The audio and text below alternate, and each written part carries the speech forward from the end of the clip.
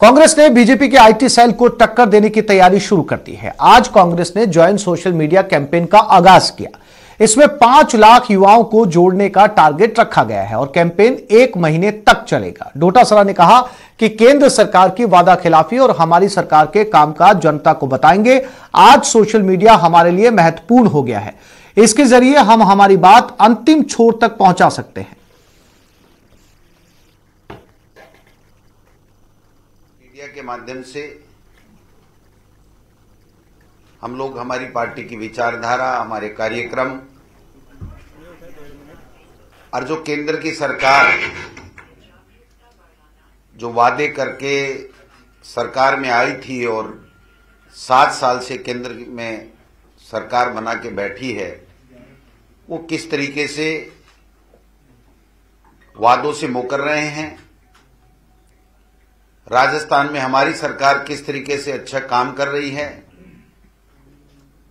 Party की गतिविधियां, जनता के मुद्दे और जो वास्तविकता में जो माहौल देश में चल रहा है उसके बारे में हम लोग सब जनता को बताएंगे। सोशल मीडिया का अपना महत्व है। गौरव जी और नितिन जी हमारे दिल्ली से आए हैं, ये लोग बाग विस्तार से आपको बताएंगे। लेकिन जिस प्रकार से आज के जमाने में, ग्लोबलाइजेशन के जमाने में सोशल मीडिया हमारे लिए महत्वपूर्ण हो गया है और सोशल मीडिया के ऊपर लोग बाग जितना ज्यादा रहने लग गए हैं और जिस तेजी के साथ में सोशल मीडिया के द्वारा हमारी बात हम अंतिम छोर तक पहुंचा सकते हैं, तो ये बहुत जरूरी हो गया और इसलिए ये ज्वाइन कांग्रेस सोशल मीडिया कार्यक्रम की लॉन्चिंग हुई है।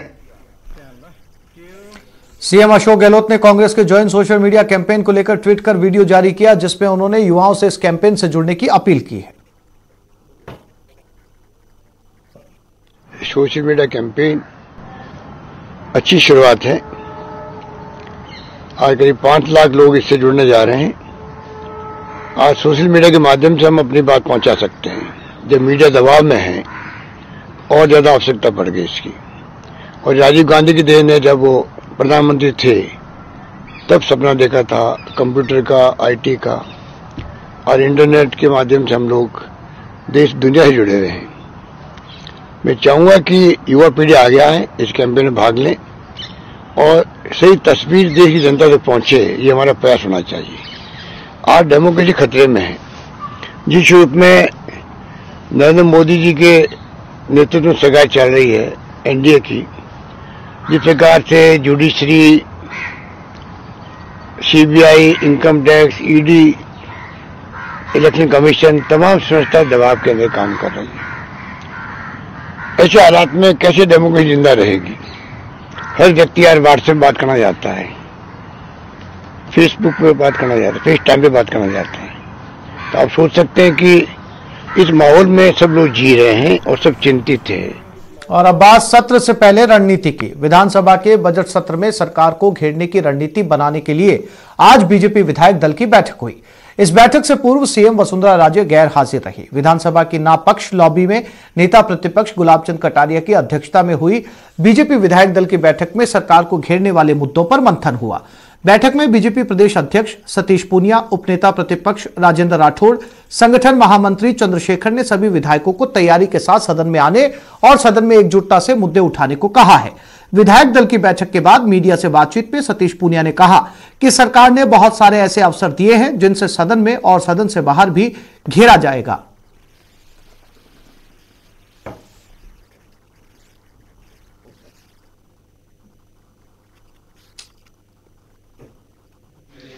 क्योंकि विधायक दल की बैठक थी और ये महत्वपूर्ण बजट सत्र है जो इस सरकार के मध्यकाल में प्रस्तुत होगा।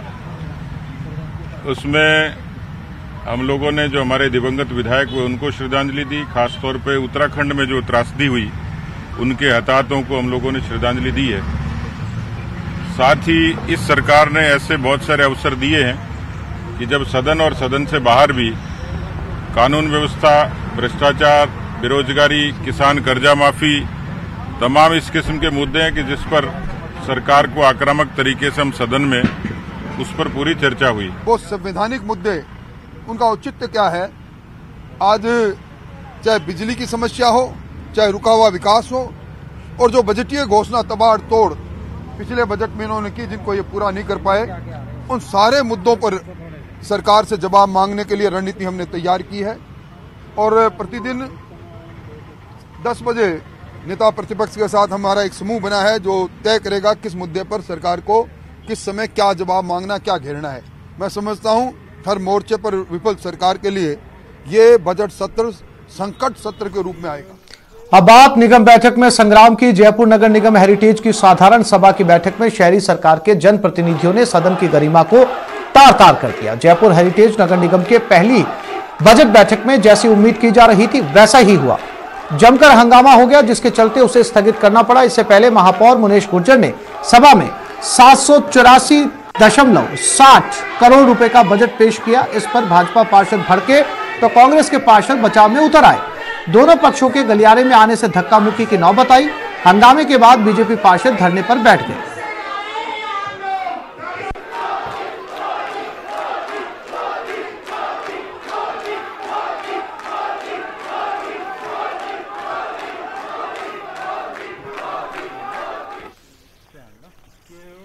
जयपुर हेरिटेज नगर निगम की पहली साधारण सभा की बैठक में एक ऐसी पार्षद भी हिस्सा लेने के लिए पहुंची जिसकी उम्र महज 21 साल है। ये पार्षद है वार्ड 81 से कांग्रेस की आसमा। कांग्रेस के टिकट पर 21 साल की उम्र में आसमा ने अपने बोर्ड में जीत दर्ज की है। न्यूज 18 से खास बातचीत करते हुए आसमा ने कहा कि पहली बार सदन पे आने पर उन्हें अच्छा लगा और वो अपने इलाके के विकास के लिए सदन में चर्चा करेंगी।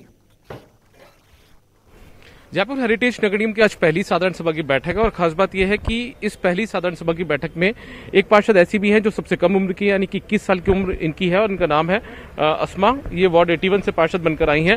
अस्मा, क्या कुछ प्राथमिकताएं हैं आपकी, और जब पहली बार आप सदन में आई हैं आज शहरी सरकार के, तो क्या कुछ कैसा आपको महसूस होता है बतौर जनप्रतिनिधि? मैं जीत कर आई और मेरे को ये लगा आज पहली बार मैं सदन में आई, तो मेरे को इन सब के बारे में कोई नॉलेज नहीं थी कि ऐसा भी होता है वैसा होता है। आज मैं पहली बार आई, मैंने देखा कि इस तरह का की मीटिंग होती है। अब मैं आई हूँ, अब मुझे पता लगा है कि सदन में इस तरीके की मीटिंग होती है, तो आगे मेरे को और पता लगेगा, मैं और इस चीज को समझूंगी। धीरे धीरे भी टाइम लगेगा। सदन की मीटिंग तो मैंने पहली बार देखी है। इसी आप इस सदन की सदस्य हैं, जैसे एमएलए विधानसभा के सदस्य होते हैं, सांसद लोकसभा के सदस्य होते हैं, और आप पार्षद इस शहरी सरकार की सदस्य हैं, सदन की सदस्य हैं। इसमें अंदर जाने पर कैसा लगता है पहली बार जब आप आई हैं? तो मुझे पहली बार जाने में, जब मैं गई तो अंदर मुझे बहुत अच्छा लगा और जाकर मैं बैठी, मुझे इंटरेस्ट भी आया। अब देखते हैं आगे आगे कि होता क्या है, तो वही देख रही थी, होता गया और वही चल रहा था। और क्या करेंगे अब इस सदन के अंदर बैठकर? आगे मैं सदन के अंदर बैठ के यही करूंगी कि मैं अच्छे से अच्छे काम करूं, अच्छे से अच्छे फैसले लूं अपनी जनता के लिए। मेरी यही उनसे उम्मीद रही, अपना कॉन्फिडेंस होगा मेरे अंदर कि मैं आगे इससे भी अच्छा करूंगी। अगर मैं सदन में जुड़ी और मैं बैठी यहाँ पे, तो इससे भी अच्छा काम करूंगी। चलिए, तो ये है अस्मा, वार्ड 81 से पार्षद हैं, 21 साल इनकी उम्र है और इस सदन की यानी हेरिटेज नगर निगम की सबसे छोटी पार्षद ये है। और इनका कहना है कि जब ये अंदर आई हैं पहली बार इस सदन के अंदर शहरी सरकार के, तो काफी अच्छा महसूस कर रही हैं, तो अपने इलाके के लिए, शहर के लिए काफी काम ये यहाँ पर बैठकर करेंगी। कैमरा पर्सन घनश्याम के साथ दीपक व्यास, न्यूज 18 राजस्थान, जयपुर। दौसा में सीकराय उपखंड के राजकीय उच्च माध्यमिक विद्यालय गढ़ में प्रिंसिपल तबादला मामले में छात्रों का गुस्सा फूट पड़ा। नाराज छात्रों ने स्कूल के गेट पर ताला जड़कर प्रदर्शन किया। ये छात्र प्रिंसिपल का तबादला निरस्त करने की मांग पर अड़े हैं। इधर स्कूल पर तालाबंदी की सूचना पर जिला शिक्षा अधिकारी माध्यमिक घनश्याम मीणा ने मुख्य ब्लॉक शिक्षा अधिकारी को मौके पर भेजा। मुख्य ब्लॉक शिक्षा अधिकारी ने इन नाराज छात्रों को समझाने की कोशिश की। उन्होंने कहा कि तबादला एक सरकारी प्रक्रिया है और इसे छात्रों को मानना चाहिए। आपको बता दें कि 2 दिन पहले राजकीय उच्च माध्यमिक विद्यालय कुंडेरा डूंगर के छात्र छात्राओं ने भी तालाबंदी करके प्रदर्शन किया था और सीगरा एसडीएम दफ्तर पर जाकर तबादला निरस्त कराने की मांग को लेकर जमकर बवाल मचाया था। कुछ होते हैं सामाजिक तत्व जो इस प्रकार की स्थिति करते हैं। गवर्नमेंट आदेश है, उनकी पालना होती है। हमने सीबीओ को वहाँ पर भेज दिया है तालाबंदी खुलवाने के लिए और ये सिस्टम है, ठीक हो जाएगा। और निश्चित रूप से जो है हम बच्चे बोले भी होते हैं, उनको जो है कोई बरगला देता है। तो इस प्रकार की यदि कोई ज़्यादा इस प्रकार की स्थिति आई तो हम जो है निश्चित रूप से उन ऐसे लोगों के विरुद्ध जो है FIR दर्ज करवाएंगे। अलवर के चौपान के इलाके में जम्मू कश्मीर के युवक से नकली सोने के बिस्कुट देकर ठगी का सनसनीखेज मामला सामने आया। मेवात गैंग के टटलूबाज गैंग ने जम्मू के किराना दुकानदार को सस्ते सोने का लालच देकर भिवाड़ी के चौपान के इलाके में बुला लिया। इसके बाद से 1,35,000 रुपए और 20,000 का मोबाइल ठग लिया। पुलिस ने तीनों ठगों में से एक को गिरफ्तार कर लिया है। अजमेर शरीफ गया था, उधर JCB चला रहा था, तो वहाँ पे 6 बिस्कुट फिर मैंने घर लाया इनको। फिर आप उसके बाद से फ़ोन मुझे किया लगा, बोले ऐसे ये मसला है, तो अगर आप मेरे साथ ये करोगे इसके साथ सौदा तो एक बिस्कुट आपको मैं देता हूँ, तो आप पहले इसको बिकाओ। तो 1.5 लाख रुपये मैंने इसको दे दिया एडवांस, 20 करके। आज 40,000 एक दिन दिया, 40,000 दूसरे दिन दिया, फिर फ़ोन नहीं दिया मैंने इसको। अलवर शहर के शिवाजी पार्क इलाके में 5 साल की मासूम के अगवा होने की खबर से हड़कंप मच गया। कुछ देर बाद लोगों ने 53 साल के आरोपी के कब्जे से मासूम को मुक्त करवा लिया। लोगों ने आरोपी की पिटाई कर उसे पुलिस के हवाले कर दिया। पुलिस के मुताबिक 5 साल की बच्ची अपनी दादी के घर शिवाजी पार्क इलाके में आई थी और पप्पू नाम का अधेड़ शख्स उस दादी के घर से उठा ले गया। आगे जाने पर बच्ची चिल्लाने लगी और आसपास के लोग इकट्ठा हो गए। आरोपी की पिटाई करके मासूम को छुड़वा लिया गया। कल रात में एक FIR दर्ज हुई हमारे थाने में। एक 7 साल की बच्ची को एक अधेड़ आदमी उठा के ले जा रहा था, तो रिपोर्ट उसके दादी के भाई की तरफ से, यानी बच्ची का गांव है वो है भरतपुर में, उसकी दादी का पियर है अपने अलवर में, तो उसके घर में कोई बच्चा हुआ था, तो आए हुए थे यहाँ पे। और करीब 4 बजे, शाम को 4 बजे बच्चे अपने घर के बाहर खेल रहे थे, तो ये आदमी आता है और उसको गोदी में उठा के उसको जंगल की तरफ ले जा रहा है। गलत नीयत से उसको उठा के उसके साथ। यह खबर दौसा से है। जिला अस्पताल में हंगामा हुआ। प्रसूता की मौत के बाद यह हंगामा हुआ। चिकित्सकों पर लापरवाही का आरोप लगा। परिजनों ने अस्पताल का मुख्य गेट बंद कर दिया। प्रसूता अंजू महावर निवासी गणेशपुरा की मौत के बाद जमकर हंगामा किया गया। पेट में दर्द होने की शिकायत पर जिला अस्पताल लेकर आए थे। पेट में बच्चे की मौत हो गई, फिर प्रसूता की भी मौत हो गई। करीब 6 माह की गर्भवती बताई जा रही है मृतका।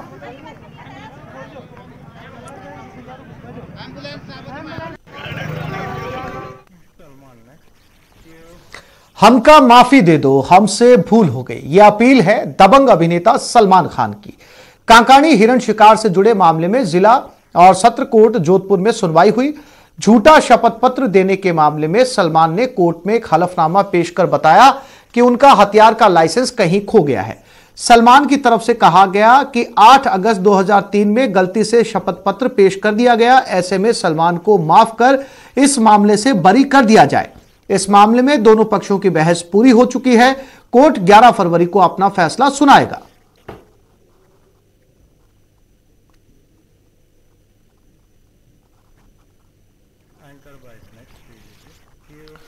राज्यसभा में PDP सांसद मीर मोहम्मद फैयाज ने केंद्र की योजना की तारीफ की। फैयाज ने कहा कि जो विकास के काम हुए उसकी तारीफ होनी चाहिए। जो हुआ वो कहना चाहिए सर। मैंने देखा है सर, जो उज्ज्वला स्कीम है या बाकी स्कीम है, मैं जब म्युनिसिपल कमेटी का चेयरमैन था, हमें साल में 5 लाख रुपया मिलता था। आज हमारे जो लोग हैं, मैं जब उनसे पूछता हूं वो कहते हैं कि हमें 14th FC में 5 करोड़ मिले। जो हुआ वो कहना चाहिए सर। इसी तरह गैस का सर, कल तक हमारी जो लेडीज थी वो जंगल से लकड़ी लाती थी जो ऊपर गांव में है, आज उनके घरों में भी गैस है। जो काम हुआ वो कहना चाहिए सर। यहां पे हमारे पीयूष जी है, जेटली साहब थे, नड्डा साहब थे, जितेंद्र जी है, प्रधान जी है, सब उन्हें जब भी हम इनके पास गए अपने स्टेट के मसाइल लेकर, इन्होंने कभी हमें मना नहीं किया। अगर कुछ मना हुआ, अगर कोई प्रॉब्लम हुई, वो हमारे स्टेट में जो हमारे लोग बैठे हैं, कोई ब्यूरोक्रेट है, उनकी वजह से हुई। यहां से हमें कभी किसी चीज में मना नहीं किया। उसके लिए मैं ब्रेक के बाद गर्भवती महिलाओं के लिए सुरक्षा कवच की। और बाड़मेर के लिए अच्छी खबर है, जहां के राजकीय अस्पताल के MCH विंग में 1 साल में बड़ा बदलाव आया। यहां डॉक्टर्स और नर्सिंग स्टाफ ने 2020 से अब तक 10,000 से ज्यादा सफल डिलीवरी करवाई है। अस्पताल में बदलाव की बयार। MCH विंग में सुरक्षित डिलीवरी। 10,000 से ज्यादा डिलीवरी। गर्भवती के लिए सुरक्षा कवच। गर्भवती के लिए ये अस्पताल सुरक्षा कवच बन गया है। जी हां, बाड़मेर के राजकीय अस्पताल के MCH विंग में एक बड़ा बदलाव हुआ है। यहां डॉक्टरों और नर्सिंग स्टाफ की कड़ी मेहनत की बदौलत चाहे सिजेरियन हो या नॉन सिजेरियन डिलीवरी, किसी दूसरे अस्पताल में रेफर करने की जरूरत नहीं पड़ती। खास बात यह कि कोरोना संकट के बावजूद 2020 से अब तक 10,000 से ज्यादा डिलीवरी करवाई गई है। कोविड होने के बावजूद भी 2020 में हमने जो है 10,390 डिलीवरी हमारे यहाँ हुई है। 2019 में जरूर थोड़ी ज़्यादा थी, 11,319 थी, लेकिन कोविड का जो प्रभाव था, लगभग हॉस्पिटल सभी जगह बंद थे, लोगों का आवागमन से लगा कर कई चीज़ें जो है प्रभावित कर रही थी। उसके बावजूद भी हम जो है 11,000 के आसपास डिलीवर करा पाए।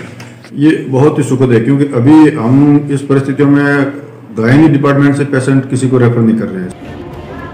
इस अस्पताल में 2019 के मुकाबले 2020 में न सिर्फ 300 से ज्यादा सफल सिजेरियन डिलीवरी करवाई गई है, बल्कि हाई सेंटर में रेफर करने में भी 73% की कमी आई है।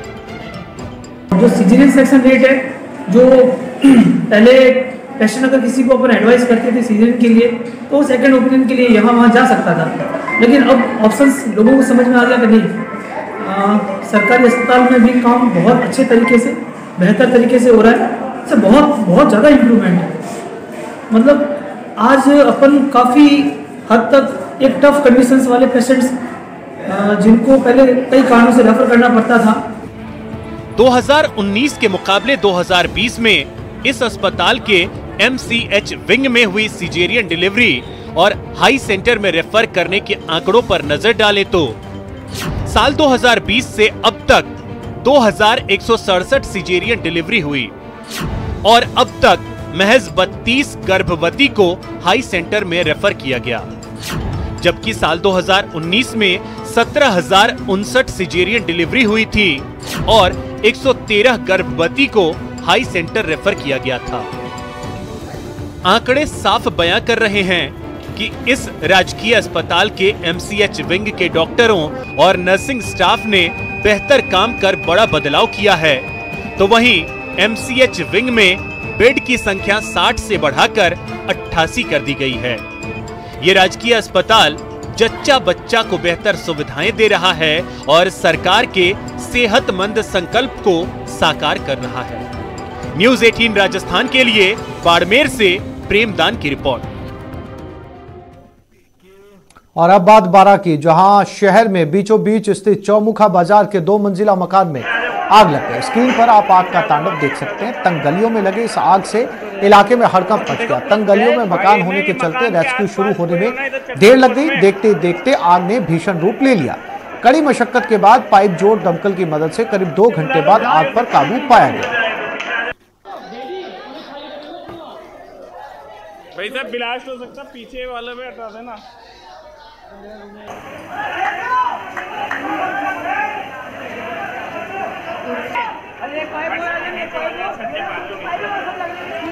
तो बारां में एक मकान तस्वीरों के जरिए आप साफ तौर पर देख सकते हैं पूरी तरीके से जलकर राख हो गया। बताया जा रहा है 2 मंजिला मकान था और इस मकान में आग लगने से पूरे इलाके में हड़कंप का माहौल बन गया। 2 घंटे से इस मकान में ये आग लगी रही।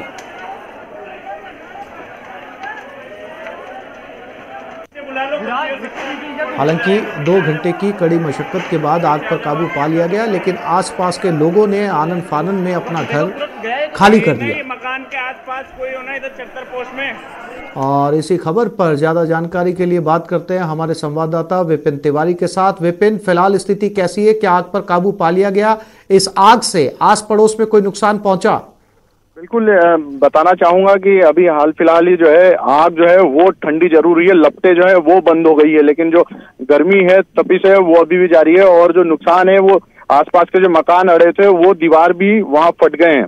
और सबसे बड़ी बात जो मैं बताना चाहूंगा, ये तंग गली के भीतर ये जो बाजार है, बारा शहर का सबसे पुराना बाजार है और यहाँ पर कह लीजिए कि दो मोटरसाइकिलों का आमने सामने भी निकलना भी मुश्किल होता है। ऐसे में यहाँ जब भीषण आग लगी थी उससे माहौल आप समझ सकते हैं आम जन में किस तरह खौफ था। लोग जो है सड़कों पर भागने लग गए थे शुरुआती दौर में कि आखिर ये हुआ क्या। बिल्कुल विपिन, अंदाजा लगाया जा सकता है जब इस तरह की तंग गलियों में आग लगती है तो मंजर कैसा भयावह होता है। हालांकि अच्छी बात यह है कि इस आग को बुझा लिया गया है। तमाम जानकारी के लिए विपिन आपका धन्यवाद। तो इस बुलेटिन में फिलहाल इतना ही। नमस्कार।